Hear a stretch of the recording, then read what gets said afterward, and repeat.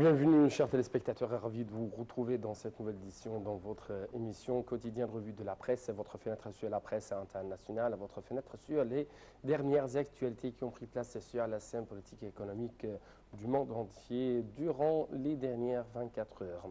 En fait, nous allons commencer cette nouvelle tournée par les dernières actualités en Égypte et avec plus de précision.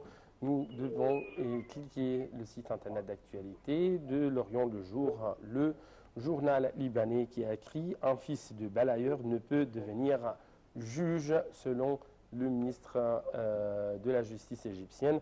L'information en détail, le Premier ministre égyptien Ibrahim Mahlba a affirmé lundi avoir accepté la démission de son ministre de la Justice après le propos de ce dernier affirmant que la fonction de magistrat était réservée à une certaine élite.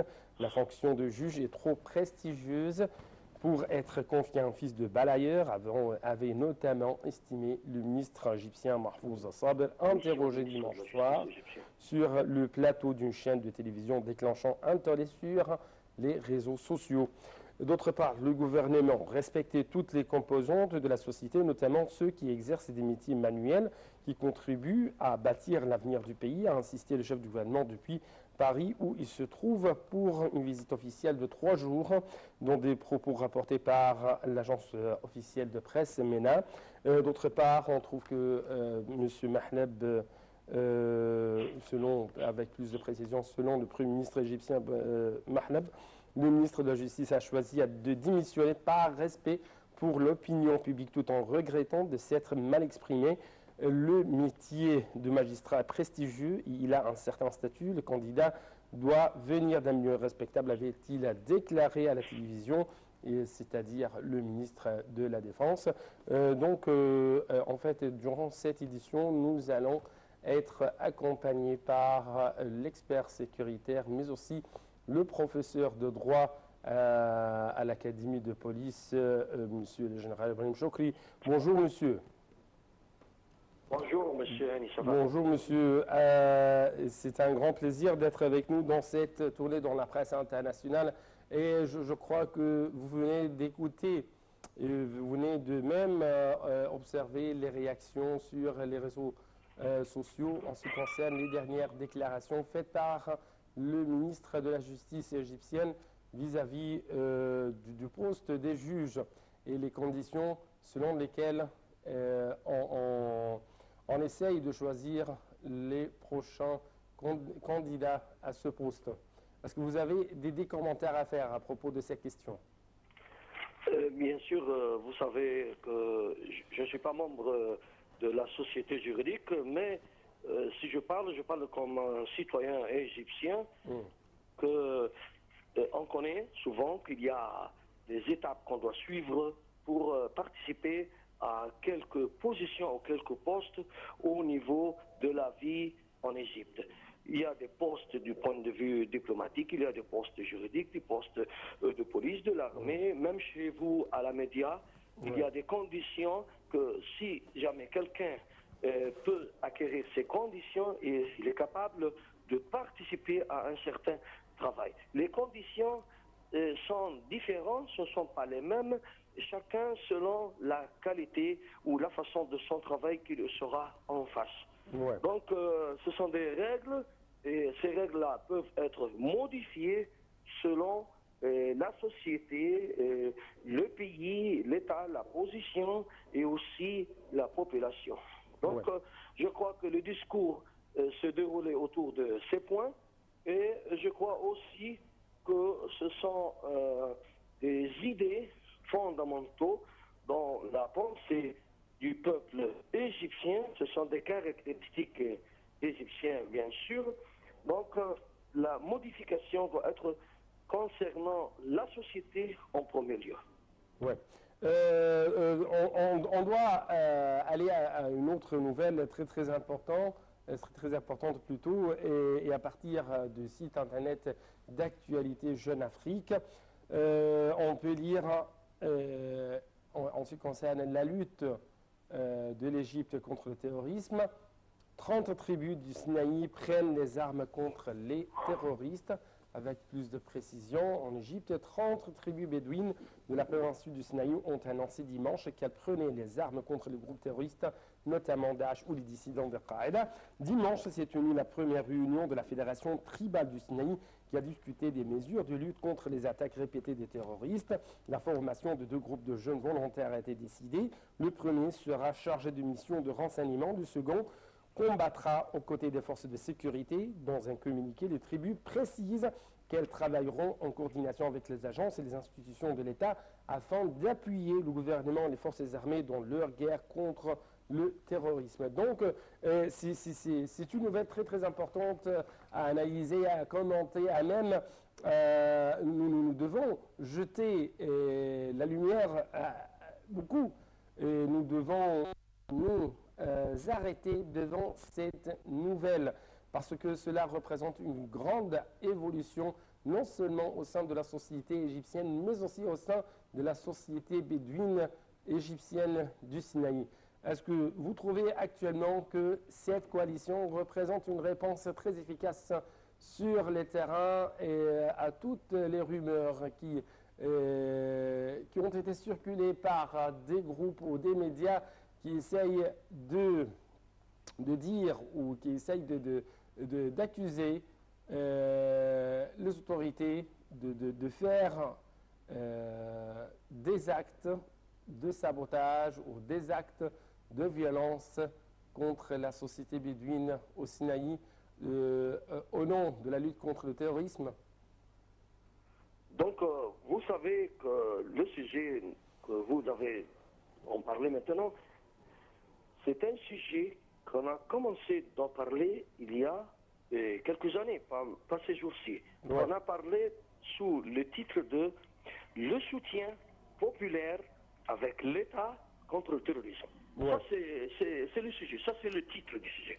Donc, on a parlé même au niveau des habitants du Caire, du Delta, de la Haute-Égypte, de la Sinaï, de toutes les régions qui se composent de notre République, que la population elle-même doit aider les autorités de l'État, si je parle de la police, ouais. Et bien sûr les forces armées, parce que enfin, c'est dans le bien de toute la population, de tout l'État.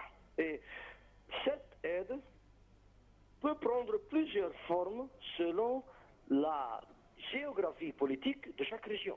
Ouais. Moi, j'ai vécu une longue période parmi mes frères, les habitants de la Sinaï, et je connais bien qu'ils ont ce que vous dites, ils ont des habitudes, des façons de vivre. Ils ont un moyen de se coaliser. Des traditions, des habitudes à respecter, notamment non seulement de la part des autorités, mais aussi de la part de la société égyptienne tout entière. Oui, mais ouais. Leurs habitudes, c'est de refuser n'importe quelqu'un qui peut, comme une sorte de colonisation contre eux. Ouais. Donc, ils ont trouvé que les factions qui se trouvent là-bas, ou toutes sortes de terrorisme, de toutes sortes de régions de terrorisme, ils ont trouvé qu'ils sont des gens, les nouvelles colonisateurs de leur région. Ce que je trouve, c'est que les habitants de la Sinaï vont donner l'aide, souvent par des informations. S'ils veulent augmenter le niveau de l'aide, donc il sera dans la coopération de la police et de l'armée. Ils ne seront pas tout seuls. Ouais. Donc vous trouvez que c'est la résistance populaire cette fois-ci qui essaye de lever non seulement le slogan, mais aussi qui essaye de crier la guerre farouche contre les terroristes n'importe où, non seulement au Sinaï, mais aussi dans chaque partie ici en Égypte. Si vous me permettez, c'est une sorte de résistance, mais ce n'est pas seulement une résistance politique ou par des idées ou le point de vue, c'est une résistance dans le cadre de la police et de l'armée égyptienne. Donc tout aussi doit être coordination avec l'État et tout doit être contrôlé par les autorités de l'État. C'est ça. Oui. Monsieur le général Ibrahim Chokri, professeur de droit à l'Académie de police, mais aussi un expert sécuritaire. Merci beaucoup pour cette intervention téléphonique. Et chers téléspectateurs, nous allons poursuivre notre tournée dans la presse internationale. Et la prochaine station, c'est, je crois, Le Point qui a écrit à propos de la rencontre prévue entre les pays arabes du Golfe et les États-Unis dans les prochains jours. L'affront du roi d'Arabie Saoudite à Obama. L'information en détail, le roi d'Arabie Saoudite et 3 autres monarques du Golfe ne participeront pas au sommet entre les États-Unis et le Conseil de coopération du Golfe, CCG, organisé par Barack Obama les 13 et 14 mai pour resserrer les liens avec ces États troublés par les négociations États-Unis-Iran. En l'absence du roi Salman, la délégation saoudienne sera dirigée par le prince héritier Mohammed Ben Naïf, comprendra également le fils du roi, le ministre de la Défense, le prince Mohammed Ben Salman. C'est ce qu'a annoncé le ministre des Affaires étrangères saoudien, Adel Jubeir, dans un communiqué publié dimanche par l'ambassade d'Arabie Saoudite à Washington. D'autre part, Washington et les États du Golfe doivent mettre au point un nouvel ensemble de mesures de sécurité au Proche-Orient. 6 dirigeants du CCG avaient été invités à la Maison-Blanche mercredi et devaient participer le lendemain au sommet à la résidence présidentielle de Camp David. Malgré cette invitation prestigieuse de Barack Obama, seuls 2 dirigeants représentant le Qatar et le Koweït feront des déplacements à Washington. Donc, c'est une nouvelle et c'est une information très très importante dont on va discuter durant les prochaines minutes avec notre invité qui se trouve actuellement en ligne de NAL TV International, monsieur le général Saïd Fathi, expert sécuritaire, bien sûr de renommée internationale. Vous êtes toujours le bienvenu sur NAL TV International. Merci beaucoup, monsieur. Merci beaucoup. C'est un grand honneur d'être avec nous.